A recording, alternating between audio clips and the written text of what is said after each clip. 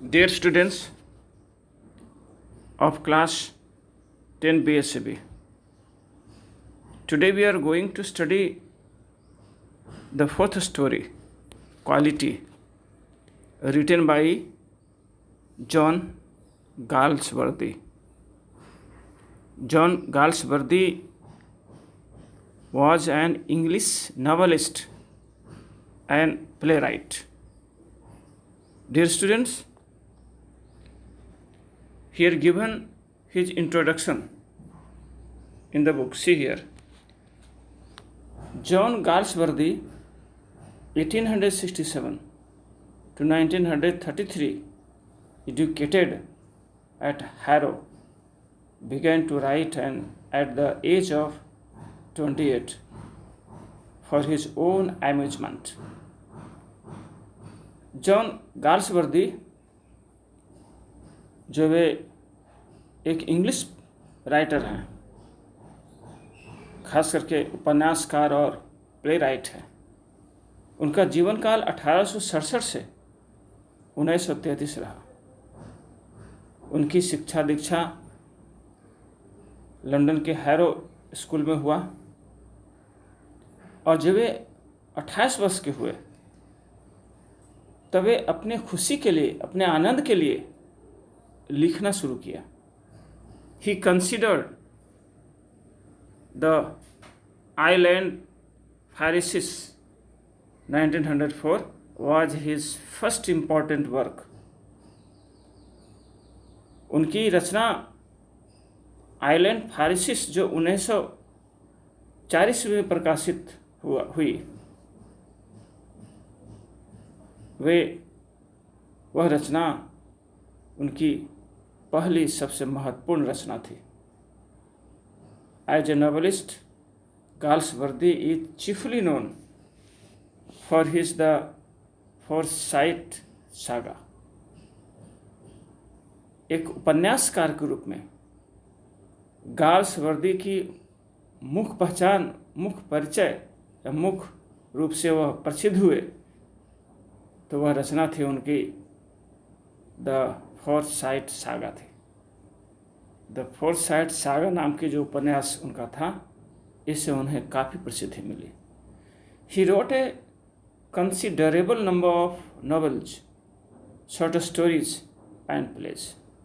उन्होंने काफ़ी संख्या में उपन्यास, कहानियाँ और नाटक लिखे। His works often deal with a specific social grievances, such as the double standard of justice as applied to the upper and lower classes. उनकी रचनाओं में अक्सर वर्णन होता है विशेष सामाजिक समस्याओं का, विशेष सामाजिक कष्टों का, जैसे दोहरी स्तरीय, न्याय की दोहरी स्तरीय, खास करके जो लागू होता है अपर और लोअर क्लासेस पर, उच्च वर्गीय लोगों पर, अनिम्न वर्गीय लोगों पर जो बातें लागू होती है, न्याय की दोहरी स्तर, ऐसे सामाजिक स्पेसिफिक जो समस्याएं हैं, दिक्कतें हैं, कष्ट हैं, उसका वर्णन करते हुए उनकी रचना दिखाई पड़ती है। Think before you read. Story पढ़ने के पहले यहाँ कुछ विचारणीय प्रश्न हैं, ध्यान दें। Can a shoemaker be called an artist? क्या एक जूता बनाने वाला कलाकार कहा जा सकता है? Yes, if he has the same skill and pride in his trade as any other artist and the same respect for it too. हाँ, एक जूता बनाने वाला को कलाकार कहा जा सकता है यदि उसके पास एक कलाकार की तरह ही अपनी कला के प्रति, अपने ट्रेड के प्रति जो प्राइड होता है, गर्व होता है, वो होना चाहिए। और उसी तरह का रिस्पेक्ट होना चाहिए अपने कला के प्रति। जैसे एक कलाकार को अपने कला के प्रति आदर होता है, उसी तरह का एक जूता बनाने वाला का भी यदि आदर भाव अपने कला के प्रति है, जूता बनाने के प्रति है, तो जूता बनाने वाला एक आर्टिस्ट कहा जा सकता है। Mister Gessler, a German shoemaker settled in London, is a perfect artist. Mister Gessler नाम का वह जर्मन का रहने वाला जूता बनाने वाला लंदन में जाकर के बस गया। इज ए परफेक्ट आर्टिस्ट, जो एक परफेक्ट आर्टिस्ट था, एक कुशल कलाकार था। Read this story and see how he devotes his life to his art. इस स्टोरी को पढ़ें और देखें कि वह अपने जीवन पर्यंत अपने कला के प्रति किस तरह से निष्ठावान रहता है, किस तरह से अपने जीवन को समर्पित कर देता है, अपने पूरे जीवन उस कला में लगा देता है। See the story now.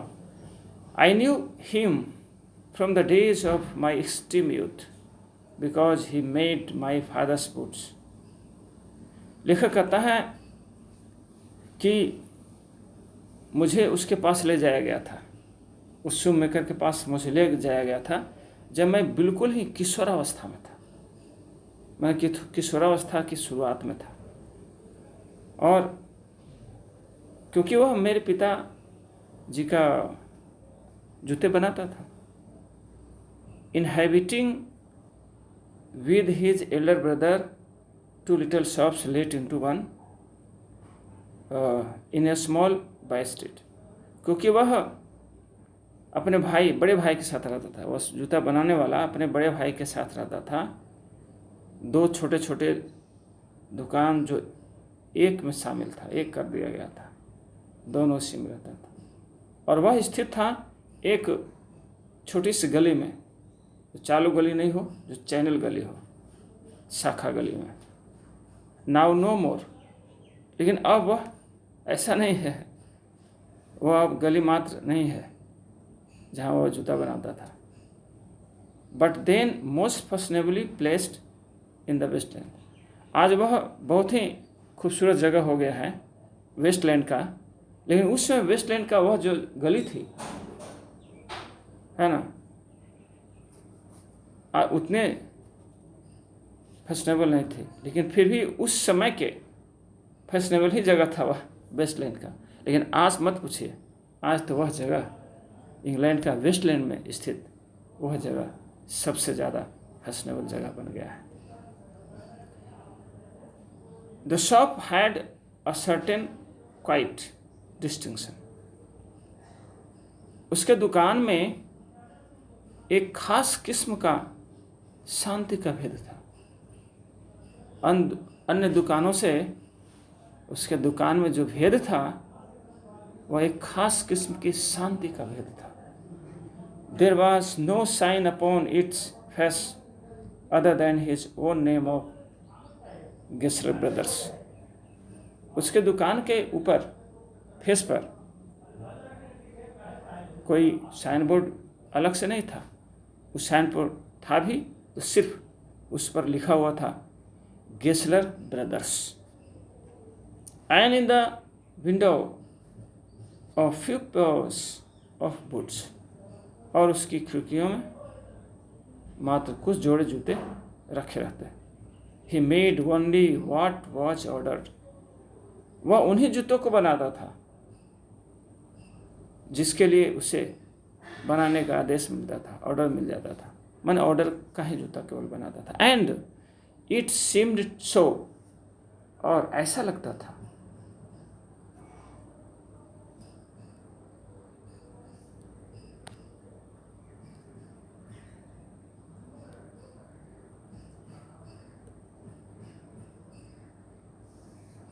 और ऐसा लगता था, it seemed so inconceivable that only what he made could ever have failed to fit.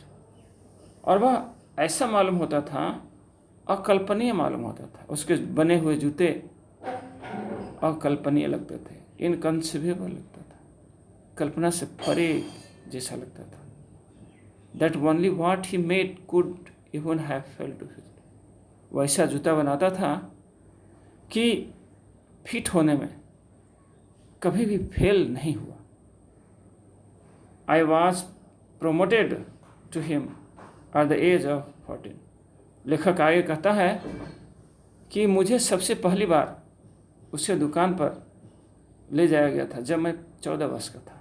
अर्थात जब लेखक 14 वर्ष का था तो पहली बार उसके दुकान पर वह गया था, अपने पिता के साथ गया था, क्योंकि वह उसके पिता के जूते बनाता था। टू मेक बूट्स, जूता बनाना, सच बूट्स, ऐसे जूते, एज ही मेड, जैसा कि वह बनाता था, सिम्ड, मालूम पड़ता था, टू मी देन, उसमें मुझे लगता था, जब शुरू लेखक वहाँ जाने लगा था। And still seems to me, और आज भी लेखक को लगता है वैसा ही मालूम होता है, जब आज लेखक अपने अधेड़ अवस्था में आ गया है, अपने जीवन का अधेड़ अवस्था पर प्राप्त हो गया, तब भी उसे लगता है मिस्ट्रियस, रहस्यमय लगता है उसके जूते, एंड वंडरफुल, आश्चर्यजनक। लेखक को उस समय भी उसके जूते मिस्ट्रियस वंडरफुल लगते थे। आज भी यह अंतराल 50 साल का जरूर रहा होगा, जब लेखक अधेड़ अवस्था में आ गया है, तब भी उसे उसके जूते उतना ही मिस्टीरियस, वैसा ही वंडरफुल लगता है। I remember well my Sai remarks one day. लेखक कहता है कि मुझे याद है कि जब हमने एक ऐसा रिमार्क्स किया, ऐसा टिप्पणी किया उस पर जो उसे लज्जाशील कर दिया, उसे लजा दिया। While stretching out to my youthful foot, अपने पैरों को उसके सामने फैलाते हुए जो मैंने रिमार्क्स किया, कुछ ऐसा ही साई रिमार्क्स था, उसे था शर्मिंदा कर दिया। वह रिमार्क्स यह था, Isn't it awfully hard to do, Mr. Gessler? लेखक ने ही टिप्पणी की थी, यही रिमार्क्स किया था। क्या कहा था? मिस्टर गेस्लर, क्या यह काम जो जूते बनाने का तुम करते हो अत्यंत कठिन नहीं है? एंड हीज आंसर, और उसका जवाब, गिवन विद सडन स्माइल, जो अचानक मुस्कान के साथ आया, from out of redness of his beard, उसके दाढ़ी के लाली से निकलने वाले जो मुस्कान के साथ अचानक जो जवाब मिला, वह जवाब यह था, it is an art. Mister Gessler German निवासी है, इंग्लैंड में आकर के बस गया है। इंग्लैंड की भाषा अंग्रेजी उतनी अच्छी तरह से नहीं बोल पाता है, लेकिन बोल लेता है काम चलने के लिए। उच्चारण में उसकी त्रुटियां हैं। यहाँ पर जो आया है उसका आंसर ईड इज एन आर्ट। उसमें आई डी ईड के जगह वह डी के जगह वह टी होना चाहिए, माने ईट होना चाहिए। ईट को वह ईट कहता है।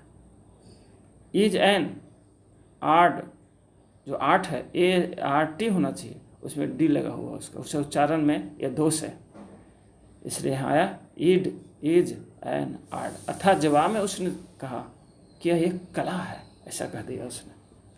मिस्टर गेस्लर ने क्या जवाब दिया लेखक के पूछने पर कि क्या यह अत्यंत कठिन नहीं है? तो उसने जवाब दिया, मुस्कुराते हुए जवाब दिया कि यह एक कला है। It was not possible to go to him very often. His boots lasted terribly, having something beyond the temporary, some as it were essence of boot stitched into them। आगे लेखक कहता है कि it was not possible to go to him very often. लेखक कहता है कि अक्सर उसके दुकान पर जाना संभव नहीं था। His boots lasted terribly, क्योंकि उसके जूते जो थे भयानक रूप से टिकाऊ थे, बहुत दिन तक चलते थे। तो जब तक जूते हैं तब तक कोई क्यों जाएगा उसके दुकान पर। इससे लेखक कहता है कि बहुत अक्सर जाना संभव नहीं था, क्योंकि उसके जूते बहुत टिकाऊ होते थे, बेहद टिकाऊ होते थे। Having something beyond the temporary, जिसे लगता था कि उसके जूते में रखा गया हो कुछ साधारण से परे, आगे बढ़कर। सम, कुछ, एज इट वेयर, मानो इसेंस, सार तत्व ऑफ बूट, जूते का सार तत्व, स्टिच्ड इनटू द, मानो उन जूतों में जूते का सार तत्व ही सी दिया गया हो, ऐसा लगता था। वन वेंट इन, कोई भी व्यक्ति उसके दुकान के अंदर जाता, not as in to most shops, ऐसे नहीं जैसे लोग अधिकांश दुकानों में जाते हैं। In the mood of please serve me and let me, जैसे लोग जाते हैं अधिकांश दुकानों में, दुकानदार से कहते हैं कृपया मेरी काम पहले कर दें और मैं जल्दी में हूँ, जाना चाहता हूँ। अधिकांश दुकान में लोग ऐसे ही करते हैं। ऐसा नहीं उसके दुकान में, कोई भी उसके दुकान में जाता, बट रेस्टफुल्ली, लेकिन बड़ा इत्मीनान से, बड़ा आराम से कोई भी उसके दुकान में जाता, बड़ा आराम से। एज वन इंटर्स ए चर्च, जैसे कोई चर्च में प्रवेश करता है, बड़े शांत भाव से, प्रार्थना के मूड में, शांति के मूड में, ठीक वैसे ही उसके दुकान में कोई जाता। And sitting on the single wooden chair, और वहाँ रखे हुए एक मात्र लकड़ी की कुर्सी में बैठे हुए, वेटेड, प्रतीक्षा करता हुआ। For there was never anybody there, क्योंकि वहाँ पर कोई होता ही नहीं था, क्योंकि उसके दुकान में वहाँ पर कोई होता ही नहीं था। Soon over the top edge of that sort of well, फिर शीघ्र ही ऊपर सीलिंग में, किनारे में, एक कुएं जैसा, रेदर डार्क, बिल्कुल अंधेरा, एंड स्मेलिंग सूदिंगली ऑफ लीदर, और चमड़े का गंध का स्मेलिंग सूंघता हुआ। विच फॉर्म द शॉप, जिस गंध से उसकी दुकान बनी थी, जिस गंध से उसके दुकान सने थे। There would be seen his face, उसी अंधेरे, उस ऊपर वाले कुएं जैसे जगह से एक चेहरा दिखाई पड़ता, और that was his Elder brother, उसका चेहरा दिखाई पड़ता, या तो उसके बड़े भाई का चेहरा होता, पेयरिंग डाउन, नीचे झांकता हुआ, ऊपर से नीचे झांकता हुआ। एक guttural sound and the tip tap of his slippers beating the narrow wooden stairs, and he would stand before one without coat, a little bent in leather apron, with sleeves turned back, blinking as if awakened from some dream of boots, or like an owl surprised in daylight and annoyed at this interruption. उसके बाद एक कंठ से निकली हुई आवाज़ सुनाई पड़ती। उसका चेहरा पहले दिखाई पड़ता, या उसका बड़ा भाई का चेहरा दिखाई पड़ता, फिर उसके गले से निकली हुई आवाज़ सुनाई पड़ता। And the tip tap of his slippers beating the narrow wooden stairs, और फिर ऊपर जाने का जो लकड़ी का सीढ़ी जो संकीर्ण बना हुआ होता, उस पर से उसके चप्पल के प्रहार से टिप टैप की आवाज़ सुनाई देने लगता, अर्थात वह नीचे आने लगता। Little bent no, and he would stand before, और सामने आकर खड़ा हो जाता। वन विदाउट कोट, एक व्यक्ति जो बिना कोट पहने हुए, ए लिटल बेंड, थोड़ा झुका हुआ, इन लेदर एप्रॉन, और चमड़े का बंडी पहने हुए, विद स्लीव्स टर्न बैक, जिसके बाह ऊपर की ओर मुड़ा हुआ होता, ब्लिंकिंग, आंख मटमटाते हुए, as if awakened from some dream of boots, मानो वह जूतों के सपने से जागा हो, और like an owl surprised in daylight, और उस उल्लू की तरह दिखाई पड़ता जो दिन के प्रकाश से जिसकी आंखें चंधिया गई हो। उस उल्लू की तरह पक्षी होता है जो दिन के लाइट से जैसे आंखें चंधिया गई हों, ऐसे मालूम पड़ता। And annoyed at this interruption, और खिन, रंज, क्रोधित, जैसे उसको व्यवधान हुआ हो, ऐसे दिखाई पड़ता।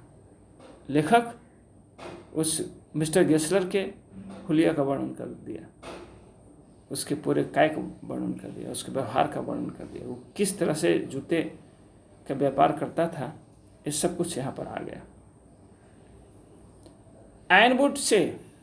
एन आई वुड से, और तब मैं कहता, अर्थात लेखक कहता, how do you do mister Gessler, तुम कैसे हो mister Gessler? Could you make me a pair of Russian leather boots, क्या तुम मेरे लिए एक रशियन लेदर बूट बना सकते हो, रशियन चमड़े का जूते बना सकते हो? Without a word he would leave me retiring when she came, और into the other portion of the shop, और बिना एक शब्द बोले, इतना सुनने के बाद ही बिना एक शब्द बोले मुझे वहीं पर अकेले बैठा छोड़कर जहाँ से आया था उधर चला जाता, या फिर दुकान के दूसरे भाग में जाता। And I would continue to rest in the wooden chair inhaling the essence of his trade, और मैं पुनः अकेले उस लकड़ी की कुर्सी पर बैठे हुए उसके व्यापार के गंध को अपने नाकों से खींचता हुआ बैठा रहता। सुन ही वुड कम बैक, फिर शीघ्र ही वह लौट करके आता, holding in his thin veined hand a piece of gold brown leather, अपने नस उभरे हाथों में एक सुनहले भूरे रंग के चमड़े का टुकड़ा लिए हुए फिर मेरे सामने आ जाता, उपस्थित होता। With eyes fixed on it he would remarked, और अपने आँखों को उसी चमड़े के ऊपर फिक्स्ड करके, स्थिर करके वह कहता, व्हाट ए ब्यूटीफुल विश, यह कितना ही सुंदर चमड़े का टुकड़ा है। पीस को बिस कहता है, BIEC, लेकिन वास्तव में उसका उच्चारण पीस होना चाहिए, टुकड़ा का, तो बोलने में उतना शुद्ध उच्चारण नहीं करता है, जैसा कि पहले भी आया था। इसलिए वो कहता है, व्हाट ए ब्यूटीफुल बिस, यह कितना सुंदर चमड़े का टुकड़ा है।